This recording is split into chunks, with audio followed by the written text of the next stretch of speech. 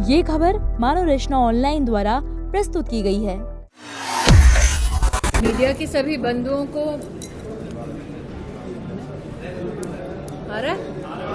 Media के सभी बंधुओं को सर्वप्रथम आभार व्यक्त करती हूँ आज आपकी उपस्थिति के लिए। जैसा कि हमारे अध्यक्ष संजीव जी ने कहा, आज नरेंद्र मोदी जी के नेतृत्व में 12 वर्ष अपने पूरा करने के लिए भारतीय जनता पार्टी ने एनडीए की सरकार के बेमिसाल 12 सालों पर परिचर्चा के लिए मैं यहाँ उपस्थित हुई हूँ। जितने यहाँ पर नागरिक उपस्थित हुए उनको आभार वंदन किया कि उनके सहयोग, उनके समर्थन, उनकी वोट की वजह से आज देश भर में हम आमूलचूल परिवर्तन लाने में समर्थ रहे हैं। नरेंद्र मोदी के नेतृत्व में देश में जनधन के 58 करोड़ खातों में से 32 करोड़ खाते देश की महिलाओं की आर्थिक संबलता का प्रमाण है।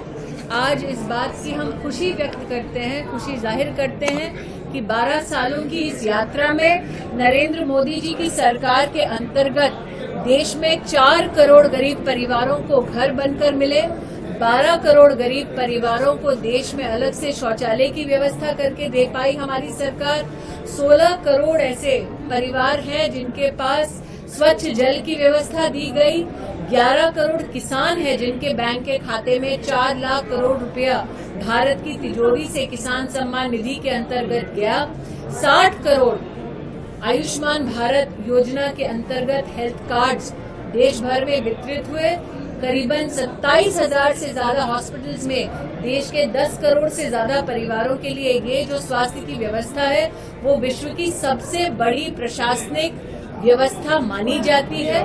साथ ही देश में इन 12 सालों में न सिर्फ मेट्रो का एक व्यापक रूप हम 5 से 25 शहरों में देख पाए हैं, साथ ही 160 से ज्यादा वंदे भारत ट्रेनों को चलते भारत के नागरिकों ने देखा।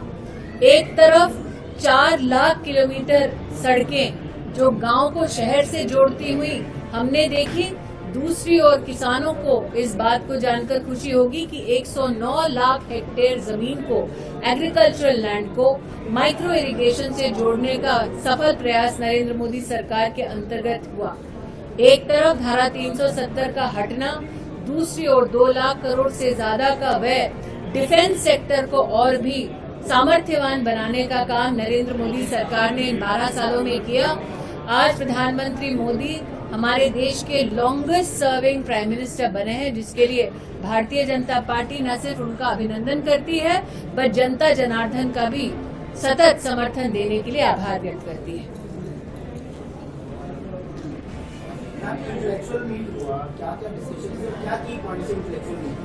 मैं मीट में जितने नागरिक उपस्थित थे उसमें एक विशेष नागरिक का एक प्रश्न उठा कि वो जानते हैं कि भारत सरकार की कई स्कीमों के अंतर्गत पंजाब में विशेष नागरिकों को व्यवस्था मिल रही है, लेकिन उनकी गुहार ये थी कि हमारी इकाई घर घर जाकर, हर बूथ पर जाकर नरेंद्र मोदी की सरकार ने क्या क्या व्यवस्थाएं की हैं उस पर विशेष जनता जनार्दन से परिचर्चा करे। आप जानते हैं कोविड से लेकर अब तक मुफ्त अनाज की व्यवस्था देश में 80 करोड़ नागरिकों तक भारत सरकार ने नरेंद्र मोदी के आदेश अनुसार पहुंचाई है।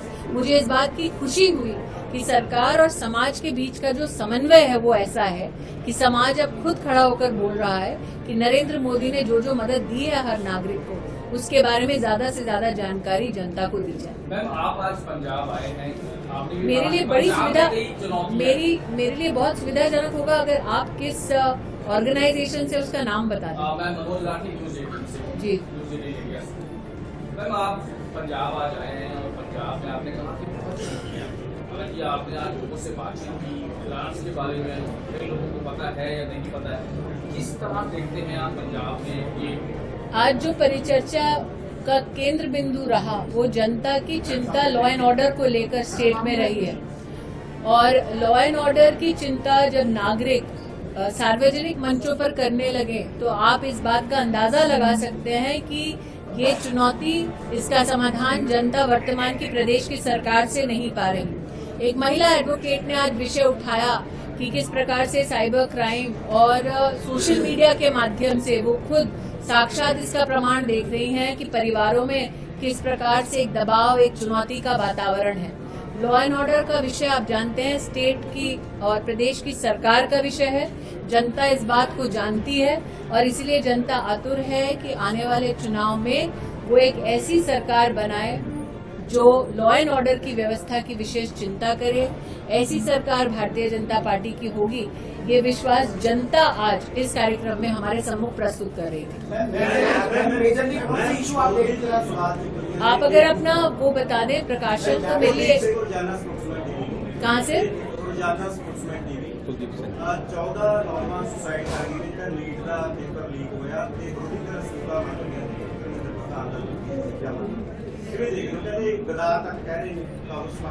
मैं क्योंकि स्वयं शिक्षा मंत्री रह चुकी हूँ और नई शिक्षा नीति का सृजन कर चुकी हूँ।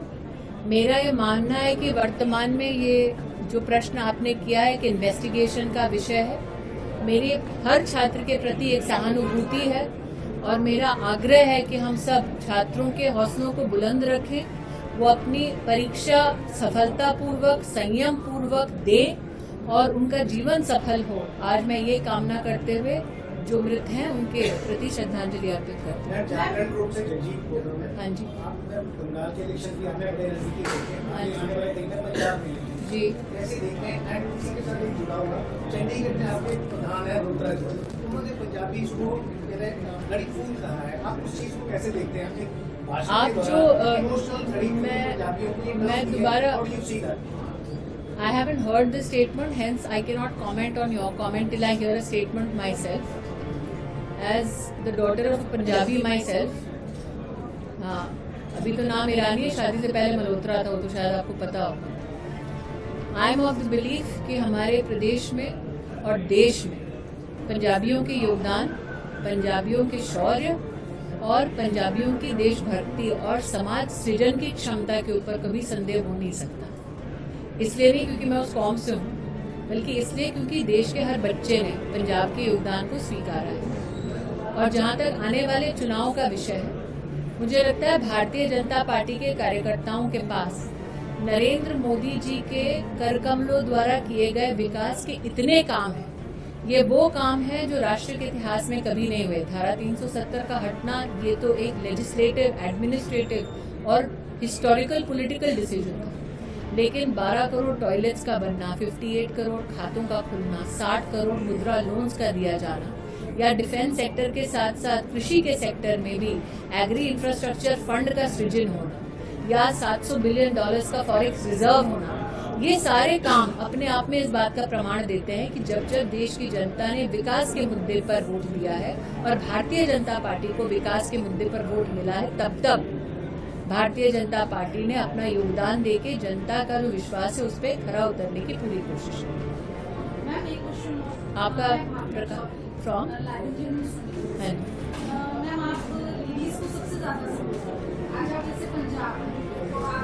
मैम, मैं सभी वर्गों को सपोर्ट करती हूँ क्योंकि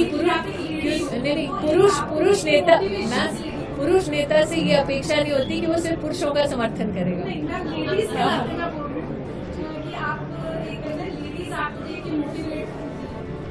क्वेश्चन है कि जैसे आज के टाइम में पंजाब में बिल्कुल भी सेफ नहीं है, तो उस पर आपका क्या कहना? जैसे कि मैंने कहा, लॉ एंड ऑर्डर का विषय प्रदेश की सरकार का विषय होता है, लेकिन जहां तक महिलाओं और उनके सामर्थ्य का विषय है, भारतीय जनता पार्टी के एक महिला कार्यकर्ता होने के नाते मुझे इस बात का गर्व है कि जब प्रधानमंत्री मोदी ने पहला सेशन किया पार्लियामेंट की नई बिल्डिंग में, तो पहला प्रस्ताव जो लेजिस्लेशन का आया वो था 33% reservation for women in the Indian parliament. इस विषय पर हम प्रतिबद्धता वर्षों से भाजपा की सुन रहे थे, लेकिन जब पूर्ण सत्ता विशेषतः महिलाओं ने बढ़ चढ़कर भाजपा को वोट दिया, तो ये जो एक सपना था महज, वो हकीकत में तब्दील हुआ है। हम जैसी महिला कार्यकर्ताओं की ये इच्छा है, हमारा ये सपना है कि 33% आरक्षण देश भर में लागू होने से हर राजनीतिक दल में महिलाओं को एक नया सम्मान, एक नया स्थान मिलेगा और देश की सिर्फ माताएं बहनें नहीं, बल्कि वो पुरुष जो इक्वालिटी में मानते हैं, वो इन बहनों को अपना समर्थन देंगे। तो मैं आशान्वित हूँ कि आने वाले समय में नरेंद्र मोदी के नेतृत्व में मैं 33% रिजर्वेशन को लागू होते देख देश की संसद में महिलाओं की भागीदारी को बढ़ते देखूँ। कैसे देखते हैं? हाँ जी, myself Kalpit from Babushari. I have a question that 2027 में पंजाब के इलेक्शन है, भाजपा का क्या रीजन है, क्या सूची चल रही है, कौन से ऐसे टॉपिक है जिस पे आपको लगता है कि हम बात करेंगे, काम करेंगे? निश्चित रूप से 2027 के जिन चुनावों का आप उल्लेख कर रहे हैं, भाजपा की पार्लियामेंट्री बोर्ड कैंपेन टीम प्रदेश की जो हमारी इकाई है और विशेषता हमारी जो जिला की इकाई होगी वो पूरी व्यवस्था के अनुरूप आपको सूचित करेगी। लेकिन आश्वस्त करती हूँ कि केंद्र बिंदु हमारा विकास का मुद्दा ही रहने वाला है। निश्चित रूप से लॉ एंड ऑर्डर को सुदृढ़ करने का विषय हमारे पंजाब की इकाई के सामने एक बहुत महत्वपूर्ण विषय रहेगा। कोई और जिसका क्वेश्चन नहीं हुआ अभी तक? आप कैसे देखते हैं अमेठी में आपकी उसके बारे में थोड़ी सी मुझे लगता है इलेक्शन कमीशन के ऊपर जिसने आज तक अंकुश लगाया उन्होंने SIR का जो विषय पश्चिम बंगाल में देखा वो तृप्त होंगे। मैं पुनः कहती हूँ कि पश्चिम बंगाल का जो हमने परिणाम देखा है वो न सिर्फ इलेक्शन कमीशन की दृढ़ता, न सिर्फ भारत की सुप्रीम कोर्ट की मैजेस्टी, बल्कि साथ ही हमारी पैरामिलिट्री फोर्सेज ने जो योगदान दिया कि एक फ्री, फेयर और ट्रांसपेरेंट इलेक्शन कैसे होता है वो उसका प्रमाण देने के लिए इलेक्शन कमीशन, देश की सुप्रीम कोर्ट, देश के पैरामिलिट्री फोर्सेज को एक नागरिक होने के नाते मैं अपना आभार व्यक्त करती हूँ। Thank you ji.